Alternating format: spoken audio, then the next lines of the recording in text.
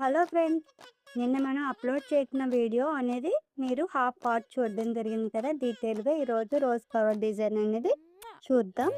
ఎలా మనం స్టిక్ చేసాం, ఏం యూజ్ చేసాం అనేది డీటెయిల్గా తెలుసుకుందాం. మనం ఈ రోజ్ ఫ్లవర్ కోసం రెడ్ కలర్, అదేవిధంగా brown colour, sky blue colour, yellow colour, ఇంకా పింక్ కలర్ అనేవి మల్టీ కలర్ బ్లాక్ బీడ్స్ అనేవి యూజ్ చేసుకుంటూ నేను ఈ రోజ్ ఫ్లవర్ అనేది స్టిక్ చేయడం జరిగింది. ఈ రోజ్ ఫ్లవర్ అనేది నేను కాంట్రాస్ట్ కలర్స్ యూజ్ చేస్తూ మంచి అట్రాక్టివ్గా నేను ఈ రోజ్ ఫ్లవర్ని టర్న్అవుట్ చేయడం జరిగింది. సో ఈ డిజైన్ కనుక మీకు నచ్చినట్లయితే ప్లీజ్ సబ్స్క్రైబ్ చేసుకోవడం మాత్రం మర్చిపోవద్దు. ఇలాంటి క్రియేటివ్ ఎంబ్రాయిడరీ డిజైన్స్ నేర్చుకోవడం అనేది చాలా ఈజీ. మీరు కూడా తప్పకుండా ట్రై చేయండి. రిజల్ట్ చాలా అమేజింగ్గా ఉంటుంది.